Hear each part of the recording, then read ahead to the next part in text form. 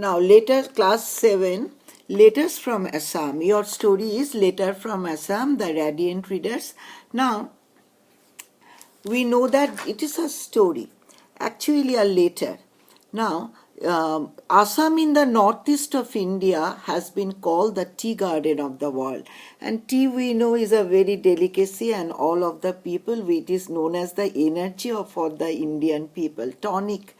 The writer was in charge of many of the tea estates in this district. The letters are addressed to a boy living in England. These letters are addressed to a boy who is living in England. Now, Nahin Tea Estate. Estate name is Nahin Tea Estate, Assam, 1st December. Here the narrator is addressing the letter to a boy living in England. Dear John, in your last letter you asked me to describe the growing and making of tea, growing and making of tree. A big subject, but I shall try to tell something about you.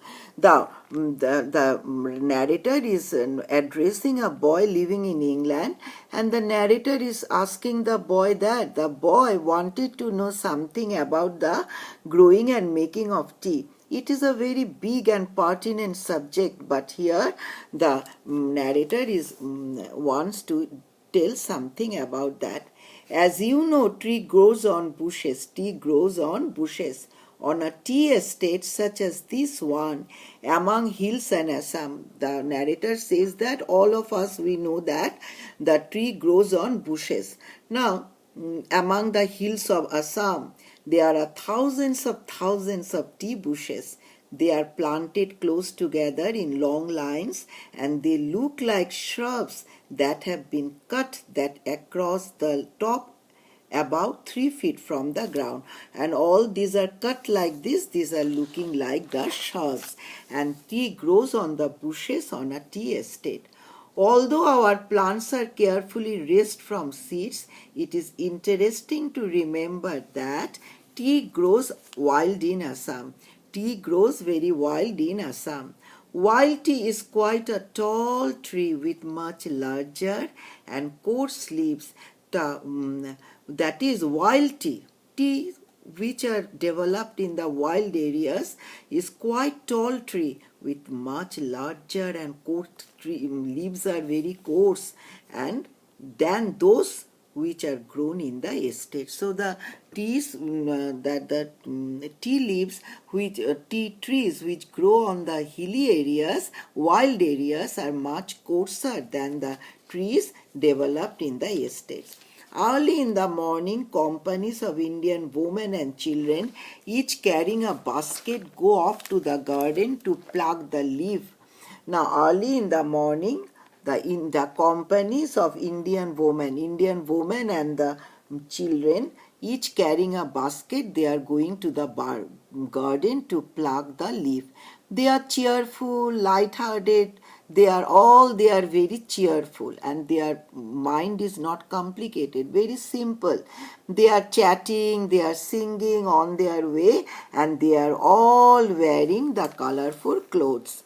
Now, on the tea as the leaf, as we call it here, looks very like the young shoots of any bush that we can see at home. That is, like any bush, the shoot like this, the tea or the leaf, we call it here in the Assam. Only the youngest or most tender leaves are plucked, and the younger the leaf, the finer. As if we can pluck the most younger leaf, it is very fine. 2 or 3 times a day, all the leaf that has been collected is weighed and taken off to the factory in the bullock carts. They are to be made into the tea as we know it, where they are going to the factory, taken to the factory to make the tea. While most of the women and children are engaged in plucking the leaf, most of the children and the women are busy to plucking the leaf. The work is divided, division of labor. That is, women and children engaged in plucking the leaf, and men of the estate, the workers as we call them, are busily employed in the garden. Men are employed in the garden. But it is not very often they have to pluck. That is, the men also used to pluck the leaves. It is their work to keep the long line of, but the main work of the men are to keep the long line of bushes free from the woods. That is, to clear the bushes from the weeds. Now, you know how quickly woods grow at home. Now we know that at our home weeds grow very quickly. Out here where the rainfall is the heaviest in the world, the air is so hot and damp. Now in Assam we know, and previously we know, the place Cherrapunji, it is the highest rainfall we get there. Indeed, the bushes would soon be shifted by unwelcome weeds if the workers of the estate did not hoe the soil continually. Actually, we have to, for the development of good tea leaves, we have to make the soil constantly clean. The growth of the leaves stops at about Christmas time, when we have a period of 3 months. Now, they do various other types of the jobs. Now, during that leaf stops, the growth of the leaf stops during the Christmas time.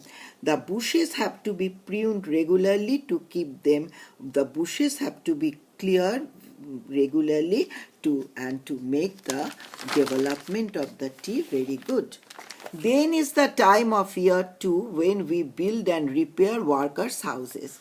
At this time also, the time to make the houses of the workers very clean. They are constructed of bamboos, mud walls and thatch, so they do not take long to build. All the houses are constructed of bamboos, mud walls and thatch. What is my work? I hear you ask. Now, the narrator asked that to the boy living in England. You ask, what is my work?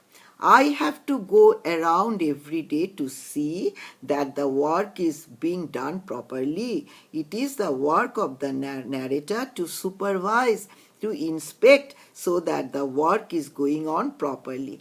I do this partly on my pony and partly on the horseback, or on foot, and go around the bushes. Perhaps it sounds easy work, but it is not much fun when it is raining hard. It is not so easy, and it is very hard when it is raining. Besides my regular work, I am often called upon to set disputes and decide questions between the laborers. Besides the regular work, the narrator is often called to settle the disputes among the laborers. The laborers sometimes they quarrel, sometimes quarrel among themselves, sometimes there may be some problems. It is the duty of the narrator to come towards them and solve the problem.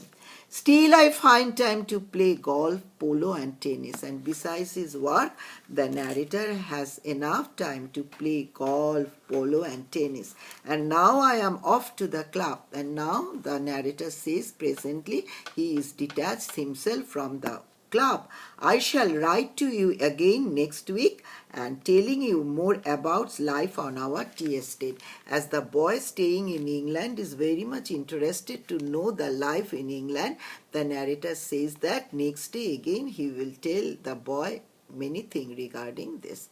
Okay, thank you very much. Okay, next day question answer, then meaning, all like this. Okay.